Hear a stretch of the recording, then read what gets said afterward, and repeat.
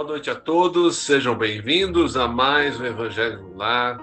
Agradecemos a presença e faço aviso que a nossa sessão está sendo gravada para posterior postagem do nosso canal do YouTube.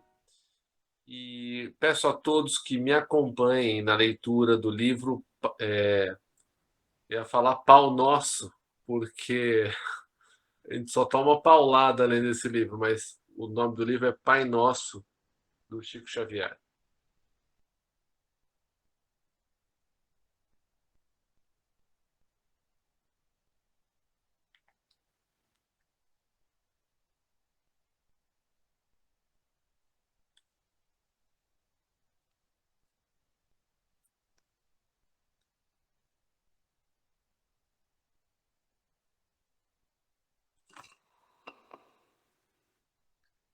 Ansiedades.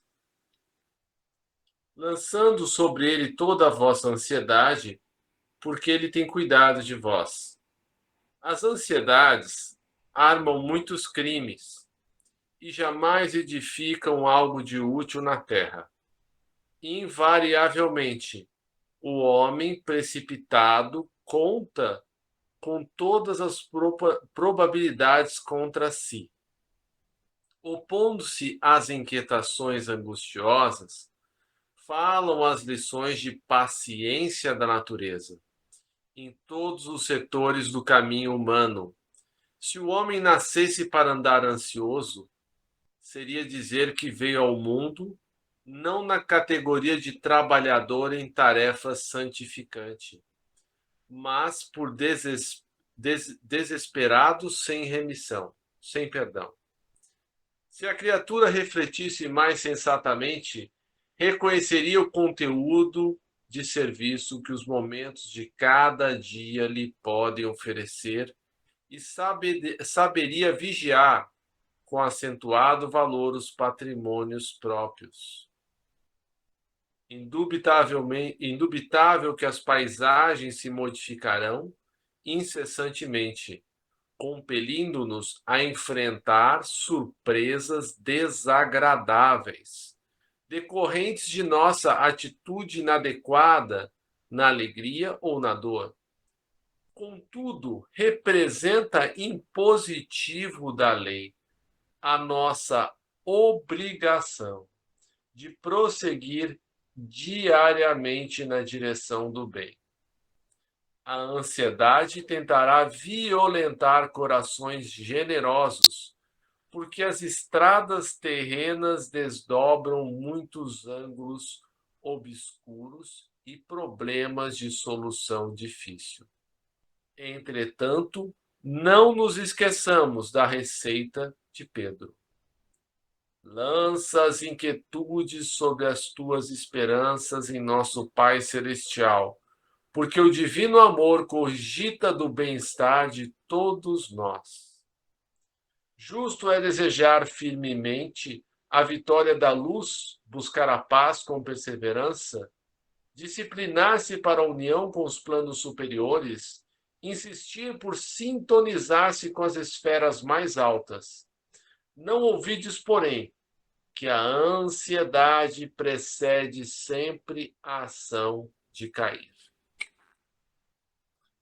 Nossa, só essa parte aqui já daria para falar bastante, né? Rubem, prece inicial. Nosso Pai, na terra e no céu, sagrado é teu nome. Seja feita a tua vontade conosco como no espaço. Dai-nos do teu pão suficiente para o dia. Em tua compaixão, perdoai-nos e alargai-nos nossos corações, para que perdoemos uns aos outros. Guia-nos para ti, Senhor, e dá-nos tuas mãos em nossas trevas, pois teu é o reino e em ti estão nosso poder e realização. Amém. Rogamos ao Senhor Deus Todo-Poderoso, enviar-nos bons espíritos para nos assistirem, sábios que possam induzir-nos ao erro e dar-nos a luz necessária para distinguirmos a verdade da impostura. Afastai também os espíritos malfazejos, encarnados ou desencarnados, que poderiam tentar lançar a desunião entre nós e, com isso, desviar-nos da caridade e do amor ao próximo. Se alguns procurarem penetrar nesse recinto, fazei que não encontrem acesso em nossos corações. Bons espíritos, que vos dignais vir instruir-nos, tornai-nos dóceis aos vossos conselhos, afastai-nos de todo pensamento egoísta, de orgulho, de inveja e de ciúmes. Inspira-nos a indulgência e a benevolência para com os nossos semelhantes presentes ou ausentes, amigos ou inimigos. Fazei, enfim, que pelos sentimentos que nos animarem, possamos reconhecer a vossa salutar influência. Dai aos médiuns que encarregardes de nos transmitir os vossos ensinamentos a consciência da santidade do mandato que lhes é confiado e da gravidade do ato que vão praticar, a fim de que o façam com o fervor e o recolhimento necessários.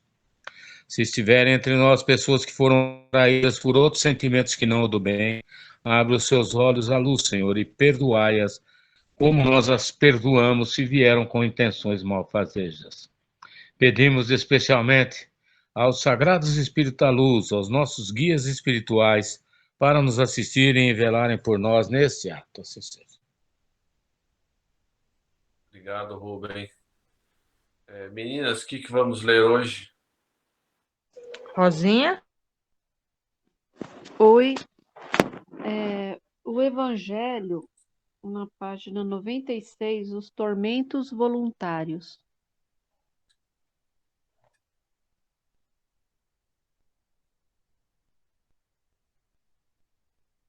Capítulo 5. Tormentos voluntários.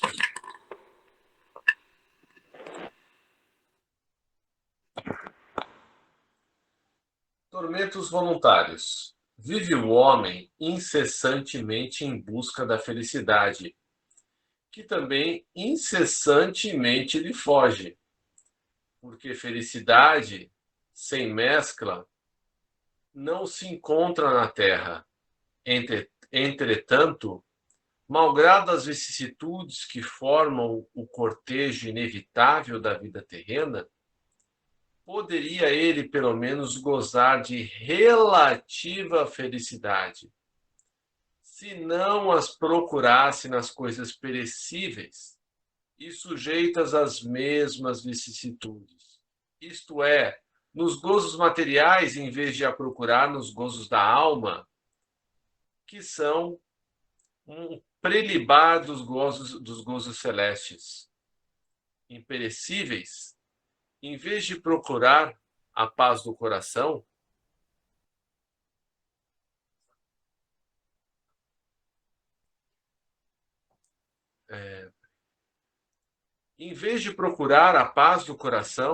única felicidade real neste mundo, ele se mostra ávido de tudo o que o agitará e turbará.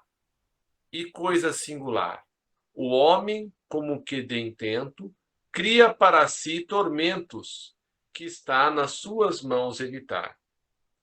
Haverá maiores do que os que derivam da inveja e do ciúme? Para o invejoso e o ciumento não há repouso. Estão perpetuamente febricitantes. O que não tem e os outros possuem lhe causam insônias. Dão-lhes vertigem os êxitos dos seus rivais. Toda emulação para ele se resume em eclipsar os que lhes são próximos. Toda alegria em excitar nos que se lhes assemelham pela insensatez a raiva do ciúme que os devora. Pobres insensatos, com efeito, que não imaginam sequer que amanhã talvez terão de largar todas essas frioleiras cuja cobiça lhes envenena a vida. Não é a eles, exceto, que se aplicam essas palavras. Bem-aventurados os aflitos, pois que serão consolados, visto que as suas preocupações não são aquelas que têm no céu as compensações merecidas. Que de tormentos, ao contrário, se poupa aquele que sabe contentar-se com o que tem, que nota sem inveja o que não possui, que não procura parecer mais do que é. Esse é sempre rico, porquanto se olha para baixo de si e não para cima. Vê sempre criaturas que têm menos do que ele. É calmo, porque não cria para si necessidades quiméricas. E não será uma felicidade a calma em meio das tempestades da vida? Ou seja, pessoal, tormentos voluntários. Então, a inveja, o ciúme, né? Aquela coisa que e eu falo para mim, que eu já tive muito isso e ainda tenho dentro de mim isso, né? Certa vez, um vizinho meu aqui, que ele tinha uma Paraty vermelha, daquelas bem vintage, bem antiga, né? Trocou por um Creta zero. E eu fiquei assim, consolado. Eu falei, puxa vida, mas, né? O vizinho troca de carro, eu não consigo trocar de carro, né? E hoje eu vejo, né, o quão insensato que eu fui com esse meu comentário, porque nós sabemos que as facilidades materiais, elas não trazem felicidade isoladamente, né? E a felicidade que que ela traz, né, de você conseguir comprar alguma coisa que você queira muito, conseguir uma, uma situação mais favorável, seja em que ponto for da sua vida, é algo muito fugaz, que passa muito rápido, né? E nós não sabemos os problemas que afligem, né, aqueles que se parecem felizes, né? Como nas redes sociais, né? Temos alguém fazendo uma viagem muito bacana que gostaríamos de fazer, né? Ostentando um estilo de vida que gostaríamos de ter, né? Mas, como disse o texto, né? A, quando nós colocamos a felicidade em coisas perecíveis, né? E tudo que é material é perecível, nós é, nós fazemos com aquela parábola, né, que em vez de construir a casa sobre a rocha, construímos a casa sobre a areia. E o que acontece? Aí somos constantemente decepcionados nas nossas mais caras afeições, né? Alguém vem, bate no nosso carro, um negócio que nós temos vai para o buraco e somos convidados a viver com muito menos.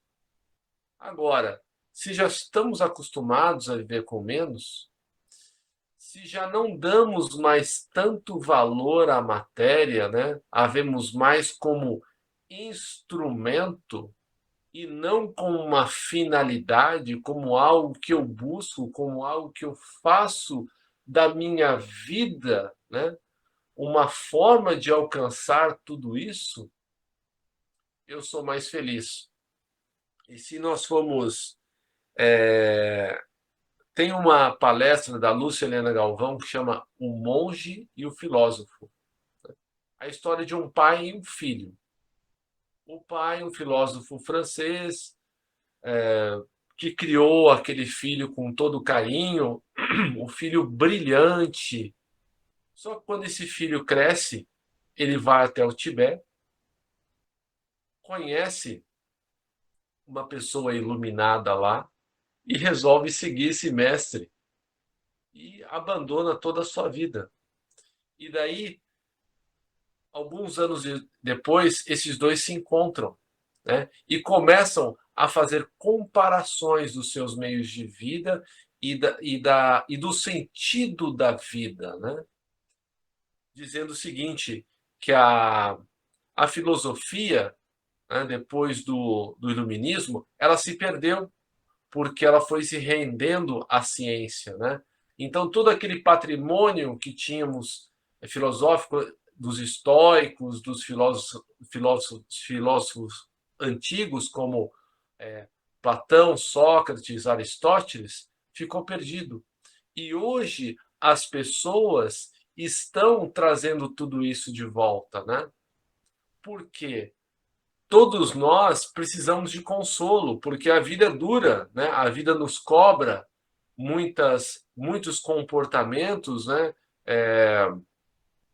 Para o bem, né? E cada vez que nos desviamos desses comportamentos, a vida nos joga de volta, né? Às vezes violentamente, né? Na estrada, né?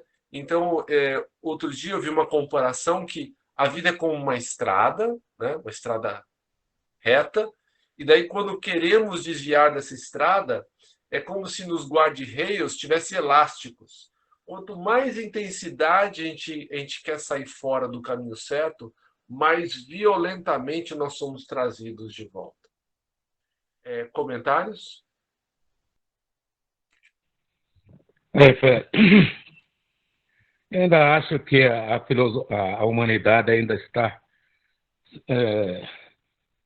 deve muito à filosofia, né? Ela é muito centrada na filosofia.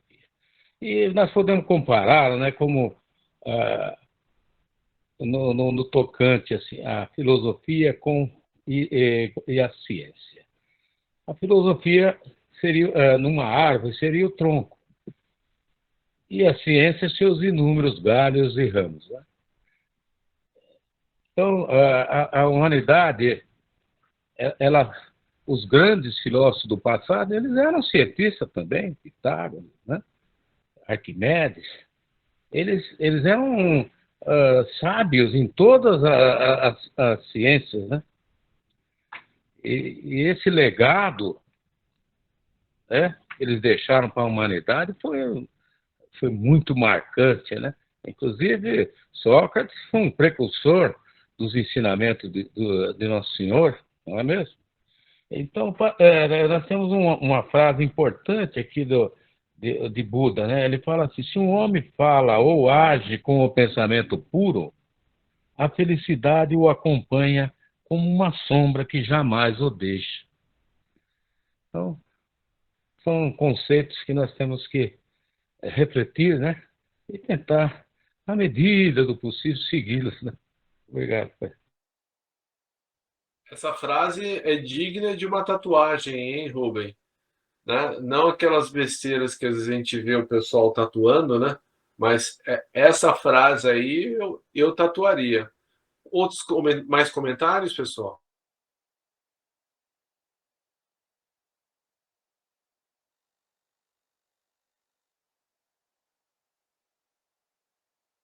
Vou repeti-la. Se um homem fala ou age com o pensamento puro, a felicidade o acompanha como uma sombra que jamais o deixa. Buda, século VI antes de Cristo. Obrigado. Boa noite, Fred. Gostaria de contribuir, né? Quando você fala da inveja, né? Então a gente tem aí no Velho Testamento um exemplo do José, né? Yosef, filho de Isaac, né? Jacó, filho de Jacó. Ele teve um sonho, né? Ele tinha 11 irmãos e ele sonhou que a lua, o sol e as 11 estrelas se curvavam, né, diante dele. E aí os irmãos ficaram bravos, né, com esse sonho, pois interpretaram que o pai, a mãe e os irmãos iriam se curvar diante dele, né. E o Yosef, né, José e o Benjamim, eles eram filhos da Raquel, né, que era a esposa preferida lá do Jacó, né. E o que acontece? Os irmãos, o pai, né, presenteou esse irmão, o José, né, com uma túnica bonita, e os irmãos ficaram com inveja, né, com ciúmes disso, e tramaram aí em acabar com a vida dele. Então jogaram o irmão num poço e depois o venderam como escravos, né? Aí o pessoal desceu para o Egito. Eles estavam lá em Canaã, né? A Terra Prometida. E isso o que aconteceu, né? Ele acabou virando escravo de um governador lá do Egito, né? E a esposa desse governador o assediou, né? E acabou invertendo. O José ele não teve ação, né? Do adultério, né? E a mulher acabou o acusando, né? Que ele tinha agarrado, enfim. E aí ele acabou sendo preso. E lá na prisão ele interpretava sonhos, né? Ele interpretou o sonho do copeiro e do padeiro, que o padeiro seria executado e o copeiro sairia da prisão e voltaria lá para servir o faraó. E aí ele fez, né, a interpretação dos sonhos do faraó referente à seca, né, no Egito, 7 anos de seca e 7 anos de fartura, né? E ele acabou virando o governador, né, lá do Egito. Enfim, então a inveja, né, ela acaba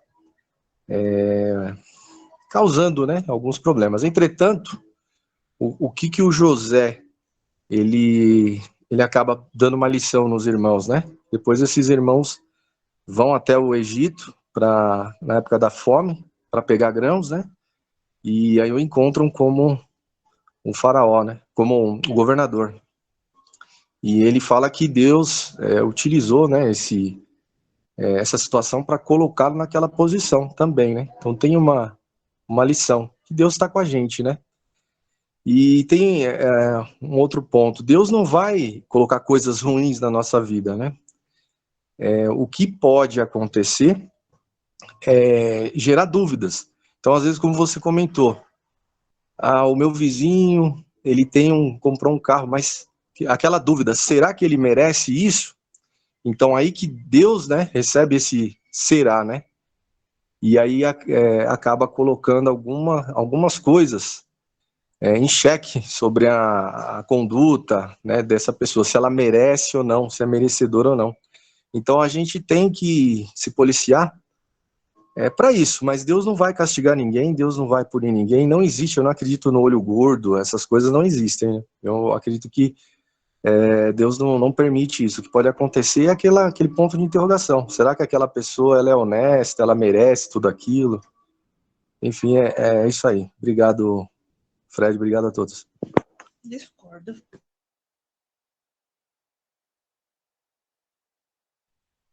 Mais alguém gostaria de falar? Eu escutei um deixa eu falar, deixa eu falar. A Miriam falou que não concorda comigo. Você quer falar? Mais alguém, gente? Nesse gancho aí do Leandro, nós podemos acreditar as falas de um poeta italiano do século XIV, o Petrarca. Ele fala sobre 5 grandes inimigos da paz que habitam dentro de nós: a avareza, a ambição, a inveja, a cólera e a vaidade. E que se nós conseguíssemos desterrá-los, gozaríamos inevitavelmente da perpétua paz e podemos acrescentar felicidade, né? Coisa que o mundo que nós habitamos de expiação e prova é uma instância quase que inatingível, né? Intangível. Vai.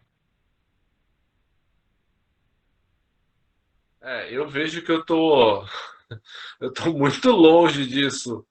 E se vocês lembrarem, né, naquela parte do Evangelho, né, que primeiro ele descreve um homem de bem, né? E aí ele vai falando, né, todas as características do homem de bem, porque o homem de bem, ele é caridoso, ele é isso, ele é aquilo. E você vai se sentindo assim, né, muito, muito embaixo, porque você vê que quase nada você consegue se encaixar, né? Mas aí depois do homem de bem vem a parte do bom espírita, né? Que em resumo, quem que é? é aquele que se esforça para dominar as suas más tendências. Então, não importa se eu tenho tudo isso que o Rubem disse dentro de mim, a avareza, a inveja, a ambição, a vaidade, o orgulho, desde que eu inicialmente eu não negue isso, né? Então, e existe um mapa assim que ficou muito claro. Qualquer pessoa que determinado comportamento me incomode muito, né? Certa vez uma pessoa do grupo, né? É, estávamos numa mesa, num restaurante, ela sentou e foi comendo nossa comida, e eu falei, eu pensei, nossa, que folgada, né? Como é que ela faz isso? E depois de algum tempo pensando sobre isso, eu vi que, sem julgar o comportamento dela, eu estava projetando nela algo que eu tinha dentro de mim que eu não queria ver. Ou seja, eu também gosto de levar vantagem, eu também sou aproveitador, né? Talvez assim, não de uma forma tão né, mais clara, né? Talvez eu tomasse um pouco mais de cuidado para não ser julgado tão negativamente, mas aquilo está dentro de mim, né? Como orgulho, né? Muitas vezes recebemos uma crítica e aquilo você sente e fala, poxa, mas estou fazendo bem, ainda sou criticado, né?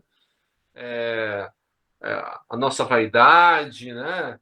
A nossa ganância, a nossa avareza, e a gente vê nessas questões do dia a dia que muitos desses vícios, dessas deformidades, né, que a gente quer pegar uma parede, né, toda embolotada, a gente quer dar aquela lixadinha básica, pinta por cima, que é para ninguém ver. Né? Só que aquilo lá está ali, enquanto a gente mesmo não pegar a lixa, lixar, aquilo vai continuar lá. Então, o Evangelho, ele nos chama para esse trabalho. E o que eu achei assim que mais tem me ajudado nisso é um diário. Eu não escrevo todos os dias, mas acontece algo que eu acho relevante, eu escrevo lá. E isso tem me ajudado a ser um pouquinho menos orgulhoso, um pouco menos ciumento, um pouco menos ganancioso, e por aí vai. Comentários finais? Fred, disso tudo é o que eu falei, acho que no penúltimo evangelho, no último evangelho, bons são aqueles que lutam contra si mesmo e não contra terceiros, né? Então, fazendo um autorrelato mais uma vez, a gente tem que lutar contra nós mesmos, né? No princípio da vontade de evoluir, né? E, consequentemente, dentro dessa luta interna nossa, consequentemente, nos tornamos uma pessoa mais feliz, né? É o exercício que eu tenho feito e minha vida realmente mudou muito depois dessa batalha interna e não externa, sempre culpando terceiros, e sim a batalha interna, né? E saudosamente hoje a gente recordar é viver, né? Motivo de orgulho desse grupo cada vez mais está crescendo, né? Começamos em 4, hoje só aqui temos 9, fora as pessoas indiretas, como aqui está o Gabriel, a Bia, provavelmente a Carol está com o Emanuel, a Camila com o Kenzo, enfim. Mas é motivo de orgulho e realmente que cada vez mais a gente possa seguir no caminho da evolução. Muito obrigado.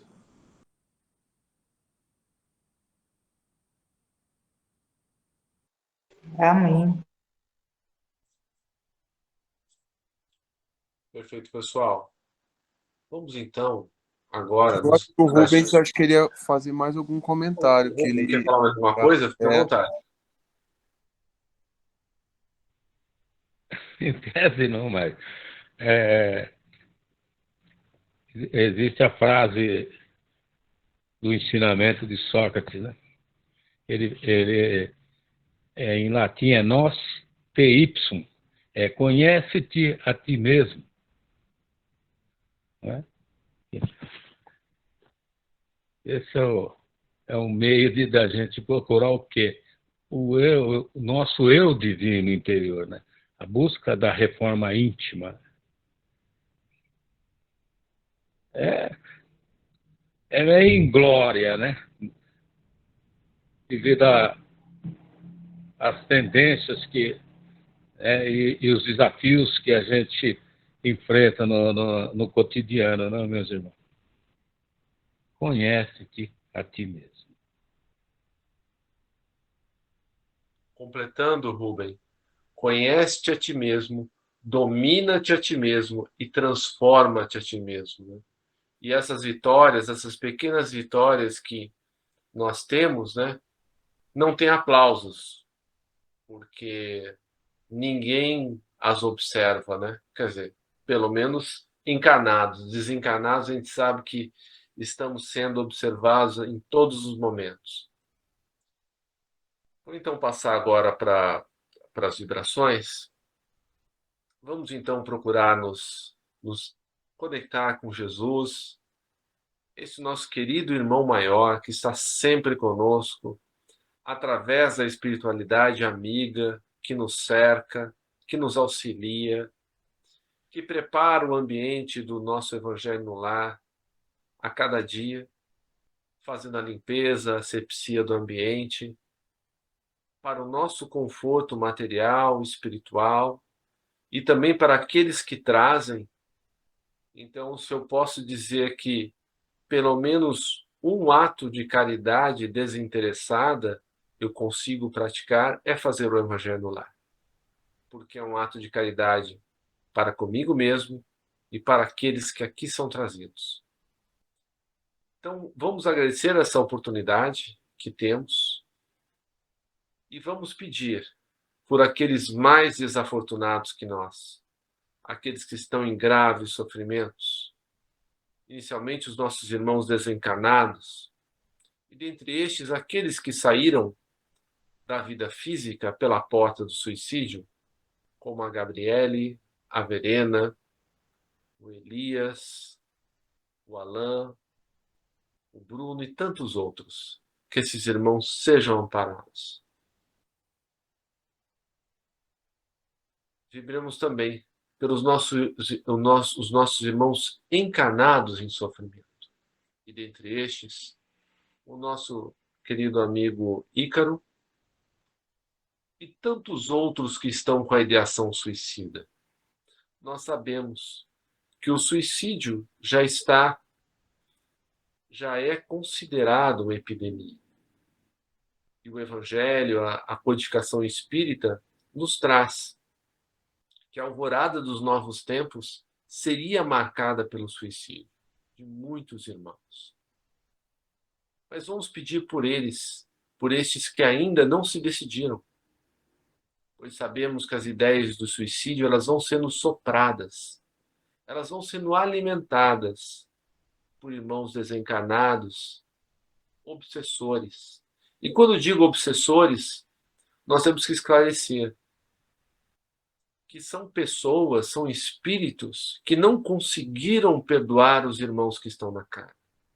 E não por isso são perversos ou essencialmente maus. Nós mesmos, em muitos momentos das nossas vidas, não conseguimos perdoar.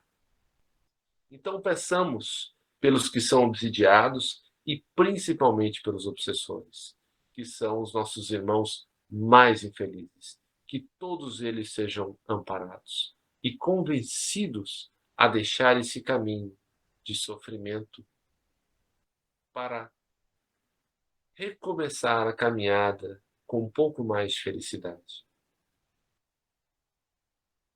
E que agora, cada um de nós, possa vibrar pela pessoa que lhe vem à mente neste momento. Vou fechar o microfone.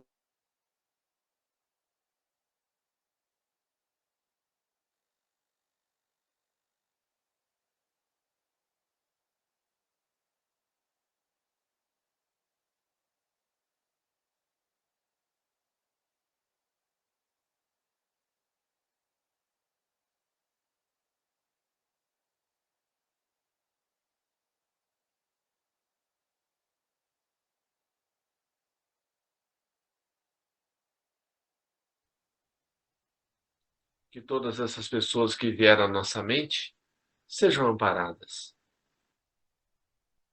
E que agora cada um de nós possa pedir a manifestação das coisas justas de que necessita, do amparo espiritual, material e moral que precisa, lembrando que devemos pedir sempre com sabedoria, no sentido que a espiritualidade maior nos afaste dos maus caminhos, nos afaste das aspirações e desejos que, embora possam nos parecer justos, podem nos prejudicar, pois sabemos que a nossa reencarnação ela tem um planejamento.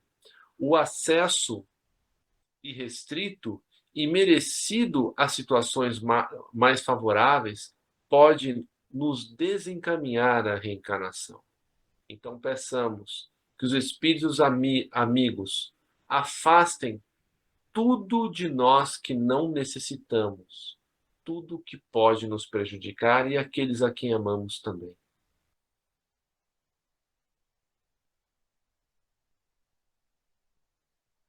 Vivemos ainda pelos nossos governantes, pelas nossas autoridades, pelos líderes mundiais, que todos esses homens e mulheres tocados pelo alto possam restabelecer e manter a paz no mundo, fazendo o melhor que podem pelos que mais precisam.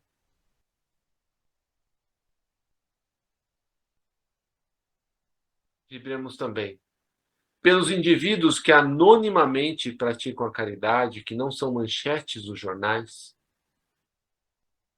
pelos centros espíritas, pelas igrejas, pelos templos e seitas de quaisquer natureza que professem o bem e a caridade. Que todas essas pessoas e entidades sejam amparados. E agora? Possamos pedir a Jesus e a espiritualidade maior que nos fortaleça no caminho do bem. Pois, ainda que o homem de bem ainda esteja muito distante de nós, que possamos ser os bons espíritas, aqueles que se esforçam para dominar as suas más tendências, que sejamos fortalecidos para reconhecer as nossas dificuldades, trabalhar sobre elas, cumprindo os nossos deveres, onde quer que eles nos levem, fazendo assim a nossa pequena parte na construção do mundo em regeneração que Jesus nos prometeu, mas que começa no coração de cada um de nós. Que assim seja, graças a Deus. Emerson ou Carol, parece uma Ricari, depois a Camila se estiver aí, e se falhar o Rubem, por favor, obrigado. Carol? Pode fazer. Kokubi de Sogengen Shikaita Kamarani Kamutama Himoidemasu Kamurogi Kamuromi no Michikara Mochite Bansei Torito no Mio Yakamu Amatsu Sunoma Hikari Omi Kamihara Hidono Kamutachi Moromono Sakagoto Tamahino Chuchumi Kigaruba Mahikari Mote Harahi Kiyome Misugi Tamaite Kamino Kono Chikara Yomigarase Tamai Tomosu Kotono Yushio Kashikomi Momausu Mio Yamotosu Mahikari Omikami Mamuri Tamae Sakia Tamae Miyoyamoto Suma Hikaru Mikami Mamori Tamae Sakia Tamae Kanagara Tamahi Chamatse Kanagara Tamahi Chamatse. Senhor, fazei de mim um instrumento da vossa paz. Onde houver ódio, que eu leve o amor. Onde houver ofensa, que eu leve o perdão. Onde houver discórdia, que eu leve a união. Onde houver dúvidas, que eu leve a fé. Onde houver erro, que eu leve a verdade. Onde houver desespero, que eu leve a esperança. Onde houver tristeza, que eu leve a alegria. Onde houver trevas, que eu leve a luz. Ó Mestre, fazei que eu procure mais consolar que ser consolado, compreender que ser compreendido, amar que ser amado, pois é dando que se recebe, é perdoando que se é perdoado, e é morrendo que se vive para a vida eterna. Glorioso São Francisco, santo da simplicidade, do amor e da alegria, que no céu contemplais as perfeições infinitas de Deus, lançai sobre nós o vosso olhar cheio de bondade, socorrei-nos em nossas necessidades, espirituais e corporais. Rogai ao nosso Pai Criador, que nos conceda as graças que pedimos por vossa intercessão. Vós que sempre foste tão amigo dele, inflamai o nosso coração de amor, sempre maior a Deus e aos nossos irmãos, principalmente os mais necessitados. Amém. Agradecemos aos bons espíritos que vieram comunicar-se conosco. Pedimos que nos ajudem em prática as instruções que nos deram e façam que cada um de nós, ao sair daqui, esteja fortificado na prática do bem e do amor ao próximo. Desejamos igualmente que essas lições sejam proveitosas para os espíritos sofredores, ignorantes ou viciosos, que puderam assistir a esta reunião e para os quais suplicamos a misericórdia de Deus. Uma boa noite a todos. Jesus os abençoe sempre. Boa noite. Boa noite. Boa noite. Boa noite a todos. Boa Deus noite. abençoe a todos. Deus abençoe. Boa noite. Deus.